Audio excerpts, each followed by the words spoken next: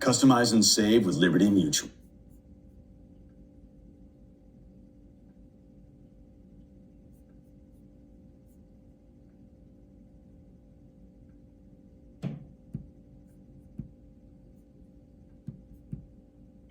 Today I'm going to walk you through setting up a basic Lexical editor with Lexical React. So let's get started.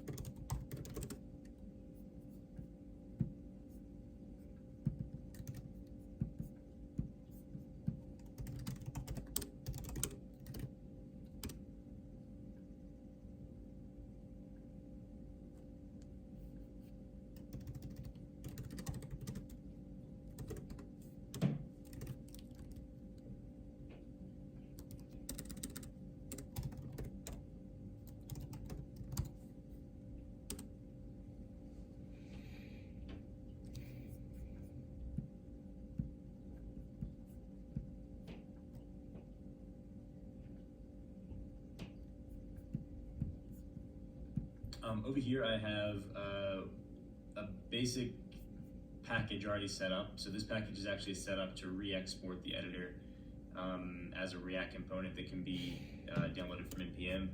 So the configuration is a little different than what you would normally expect. But we'll start with this and go through the documentation and see how far we can get. So this is what we have now for an editor. As you can see, it's really not an editor at all. It's just the scaffolding of a React component. It says hello world. That's what you're seeing over here in this browser window. So it's just rendering hello world. And what we'll do is go through the process of kind of transforming this from what we see now into a Lexical editor. So if we go to the documentation and look at the getting started with React portion, then the first thing we should do is install Lexical React. I've actually already done that, as you saw in the package JSON. There are pure dependencies for me because, once again, this is published as a consumable package, and so we would expect the consumer of the package to install these dependencies. In your project, they'll probably just be regular dependencies, unless you're doing something similar. So already got this part done. So flipping back to the editor here. The next thing is we have basically a plain text editor using Lexical React. And so Lexical React is a package that is exposing bindings for React to make it easier to use Lexical with React. And so if we scroll down a bit, we can see here we have an editor component that has some initial configuration and then a series Lexical Composer component that takes that initial configuration, and then a series of child components which are actually plugins for Lexical. So the plugin interface for Lexical React is basically such that you create React components that are structured in a certain way, make those children of Lexical Composer, and that is how you extend the functionality of the editor, or at least the primary one. So what we can do is really just start with most of the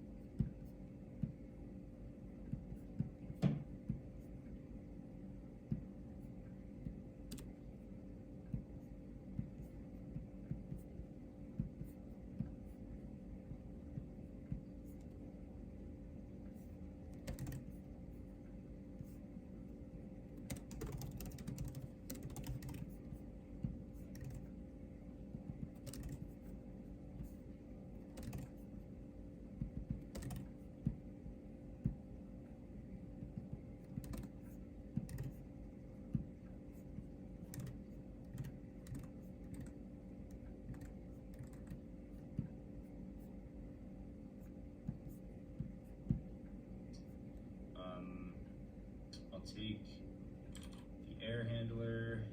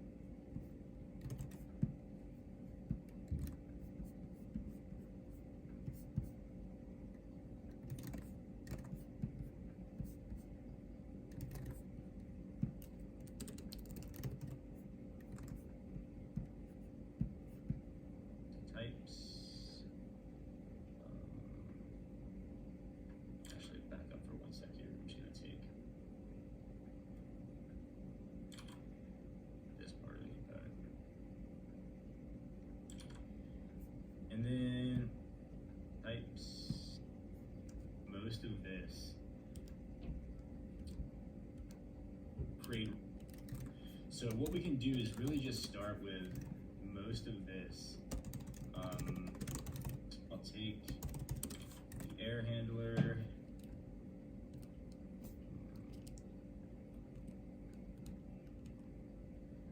These things over. Won't need all of them, but the easy thing for now and take all this, and then we'll take theme and on change, and then we'll take our error handler. Actually, let's leave on change out for now. We'll revisit that a little bit later. So just get rid of this.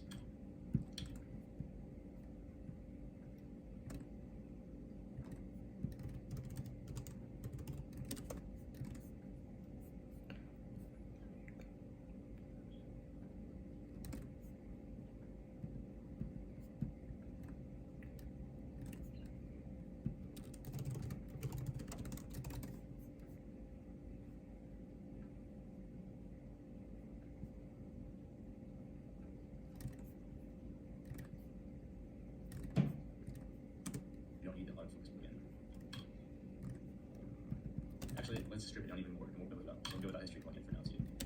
And we need error handler. So Lexical does require you to register an error handler. That's just so that you're actually getting informed in some way of errors that occur.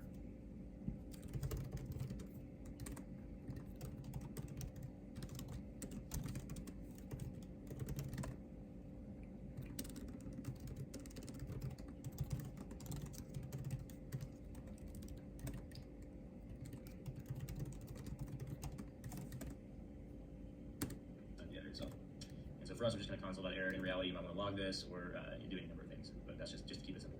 With a theme, we'd also probably have a theme in real life. It would be a bunch of class names or key values. So it would be like a string and then a class name, and there's an interface for that defined that we'll probably go through in a future video. For now, we'll just leave it as an empty object. We're just trying to get the basic editor functionality set up here. So as you can see, we've got basically what we've done here is we've got Lexical Composer, which is the base of any Lexical React-based Lexical editor, and it's taking our initial config in, which is very bare bones. And then we use the plain text plugin, which is basically just giving you wiring up a lot of user events and things like that. Lexical Core out of the box won't do really anything to respond to user events. It's just a reconciler and the update logic and the state logic. So it really depends on you to listen for keyboard input, mouse events, whatever, and then update the editor accordingly using the impaired APIs. That's just what the core library itself does. So Lexical React exposes plain text plugin, which does a lot of that for you, and we'll see how that works shortly.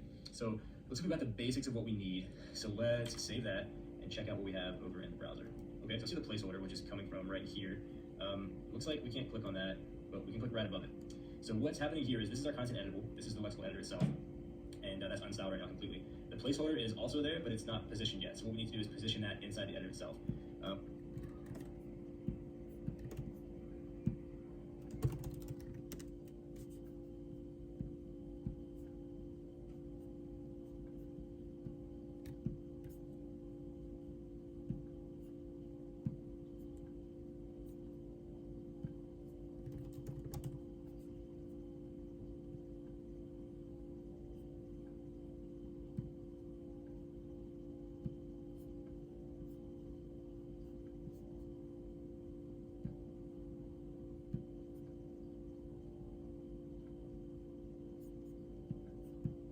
First, to make that a little easier, we're probably going to want to make this editor a little bit bigger so it's not like just a text input, right?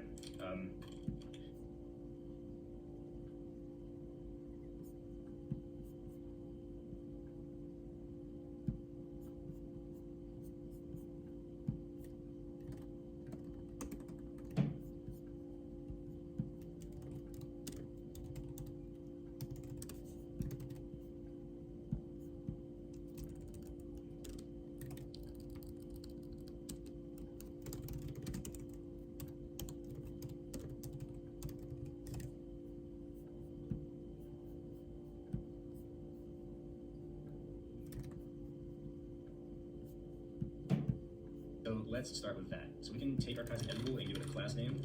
And the class name can be really creative. It can be something like content editable. And then we can just take that and go over to our CSS component. We'll give this a height. And then, oh, that's not quite right. Let's try this. some other component probably constraining it. So let's see exactly what's going on here. We have this div, app class, with this root class. Let's check out root. So if we go over to here, let's just do, I'm not gonna spend too much time on this, so this isn't really related to Lexical, but go 100%. Okay, cool. So now we have something that looks a little more like an editor. Maybe it doesn't have to be quite so tall. Let's go 300 px. All right, cool. So now we have something that looks a little more same like an editor, except we have this weird text align center, which I think is, on root. So let's get that out of here. Okay, cool. So now we're aligned over to the left. I think. Cool. All right. So let's give it our editor a little bit of padding, because I think what's happening right now, we're not able to see the cursor because it's interfering with the box. So there it goes. Now you can see the cursor, which is a good thing. Cool. Okay. So maybe actually while we're here, we can just give it a little border radius so we can see it. Let's go 1 pixel solid white. Or I guess we can be a little fancier. Let's go with the short hex there. Cool. All right. So now we should have a white border around. Border radius. No, spot border. Yeah, there we go. Now we're good. So we have our cursor, everything. You can see like so like the placeholder's there. As I type, when I type, it disappears. There's an empty there's a check in Lexical plain text plugin that's checking like if it's empty, then show the placeholder. If not, then don't show the placeholder. And so once you start to type, the placeholder disappears, but it's not in the right position, so it looks really weird right now. So we can't really position this for, at least we haven't thought of a good way to position this before consumers of Lexical yet, because like it's really just how you style your editor can change it. So the thing right now, you have to just position it within your component. So the way you would want to do that is probably by like absolutely positioning it, and that's pretty straightforward to do. So you just have like a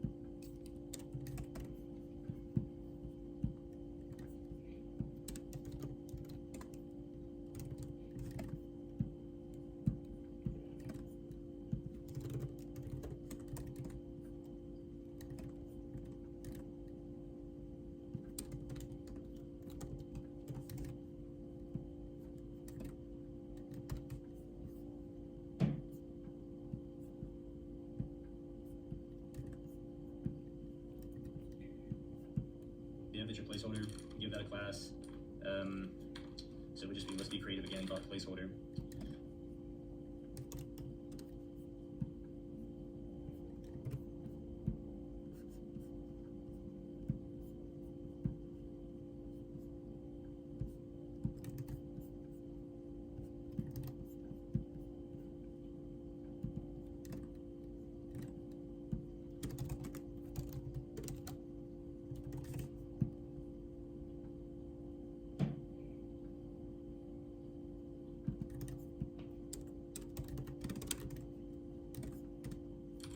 To save that, go over to here, do this class, and we'll just say this is position absolute top 0. So I'm just going to put it at the top of, actually the way absolute positioning works is that it puts it at the top of its closest position ancestor, and that's probably not what we want right now. We need to position one of the closer ancestors so that it's actually one position in the container, right? So this should be position so that the placeholder is positioned relative to this instead of going all the way to the position relative to the body or whatever it is right now. So the way we want to do that is probably, where is that? Probably an app. So I think this is the wrapper. Let me double check. Yeah, so this is the wrapper around the editor. So we'll just, once again, like, not much to do with Lexical here, but important to see how we go through the steps of positioning it. So this would be, we'll just call it editor wrapper for now.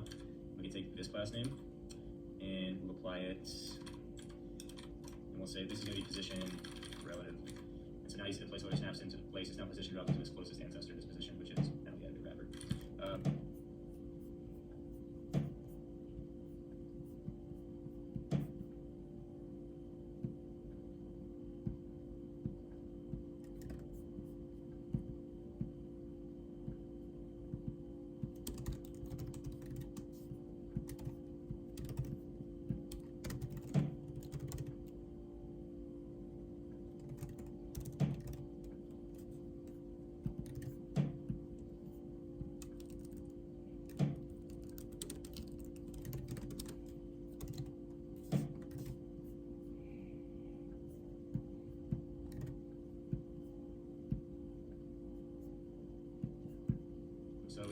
Still not quite right because we're positioning it top to 0. We want to move it down a bit so that we're actually in line with the cursor. That takes a little additional movement here. So we'll go and say, sorry, first let's do finish top. I think probably like, let's call it 16. So that looks pretty close. And then,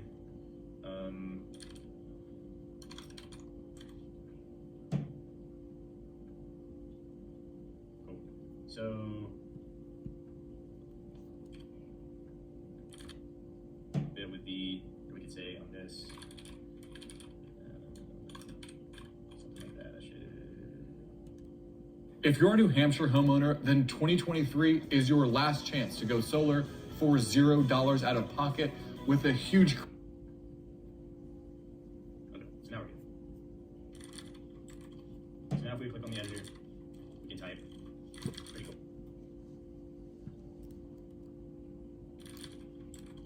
So now if we click on the editor, we can type.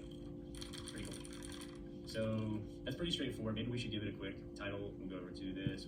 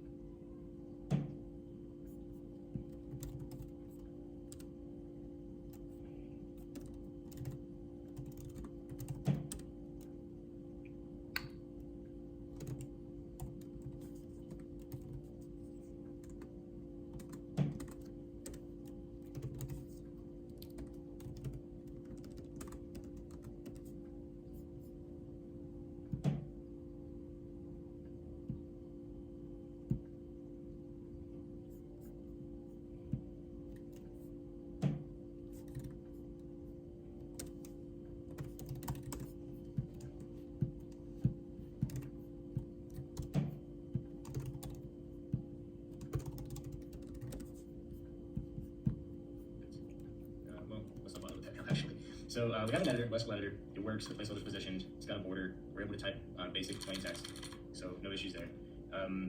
So let's talk about how you would add a plugin to this. So a couple things we can kind of talk about here. One is like just adding a plugin out of the box. So like right now, if you actually type this and I do Command Z, nothing happens. There's no undo redo functionality involved. So what we can do to solve that is Lexical actually just we kind of saw it earlier. Probably we have this history plugin, which most editors want to use. So we can just kind of take that and pop that in Lexical Composer. So we add that as a child of Lexical Composer, and that extends the functionality of Lexical to then have undo redo functionality. So if I type AC in here and hit Command Z, then it should work, but it's not for whatever reason. Maybe this requires no, it doesn't require that.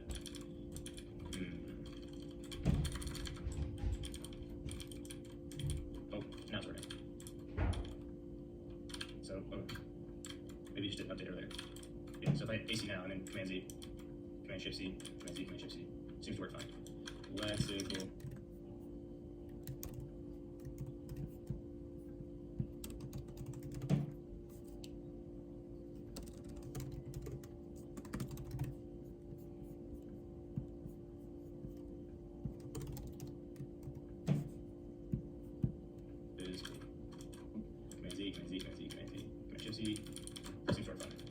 That's how you would extend Lexical's functionality with a plugin.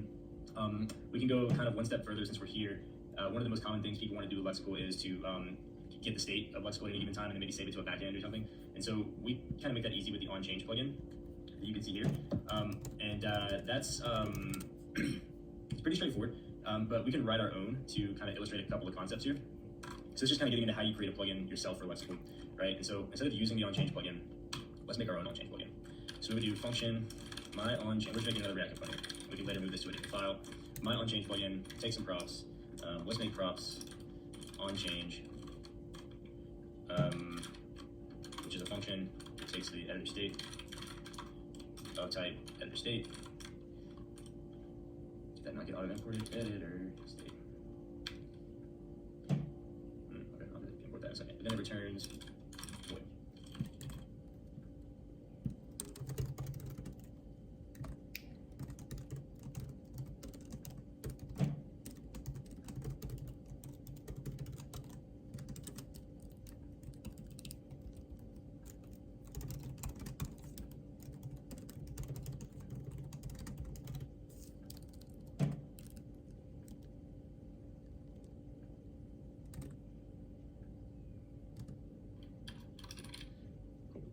Let's try this one more time. Editor state.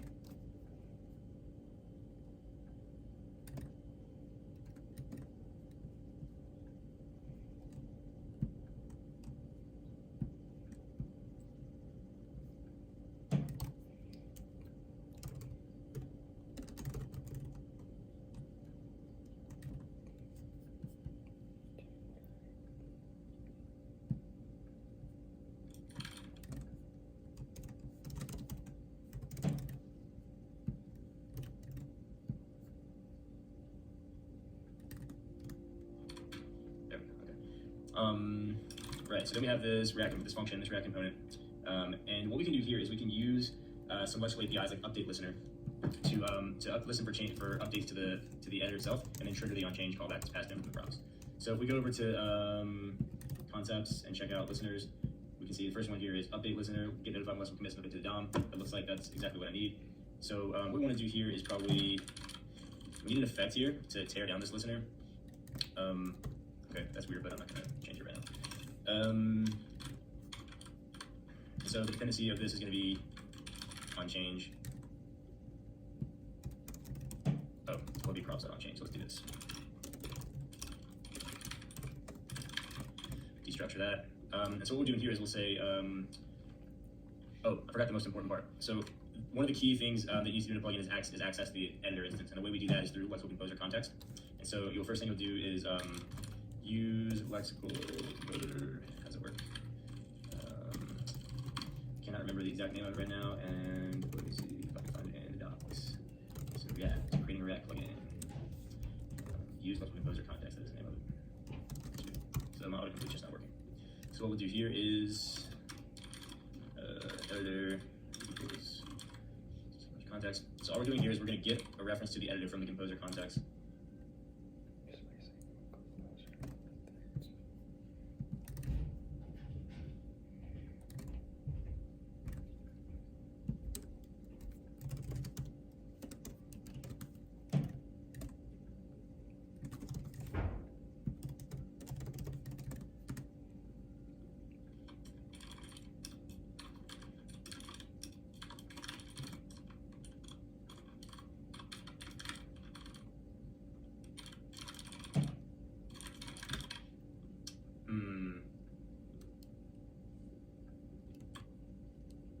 a name import.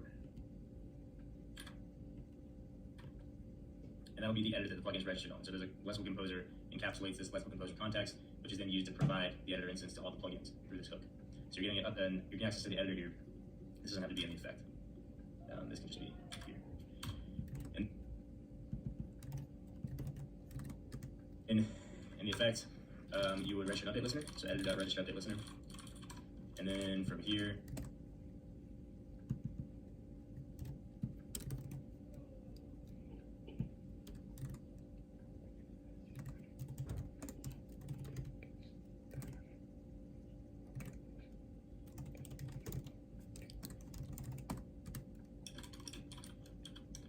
we would want to actually call our onChange plugin.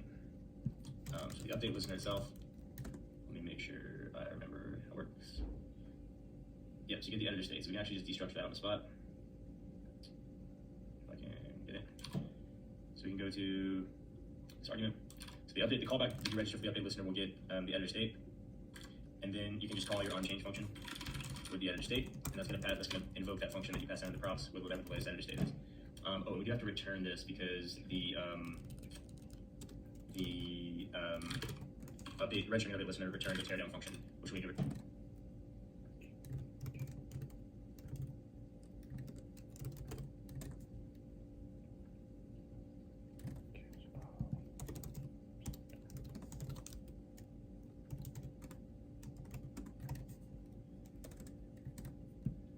use effect to ensure that it's properly torn down. This is also a dependency of our effect. So that is the basics of how you would create a plugin. All this plugin does, my onChange plugin, is it takes in an onChange handler. Here we actually get access to the editor the plugin is registered on through this use Lexical Composer context hook. This is a pretty essential part of almost any plugin. Here we just destructure the props. In this effect, we register an update listener, which is going to get past the editor state. Anytime an update is made to the Lexical state, it gets the new editor state, and then we just use that to invoke our onChange function. So we can do something with this, like pass a state setter, or a function wrapping a state setter into the onChange, and then set that state at a level above the editor, so we can then whenever the user submits, maybe we would take that state, send it to the backend, and save it in a database. So that's a pretty common example for onChange plugin. So to actually wire this up to the editor, we would have to include it as a child of Lexical Composer. We'll just do that here. My onChange plugin, we need an onChange function, and for us, that's just going to be something like this. We'll get the state, and we'll do, let's just check if it's working, right?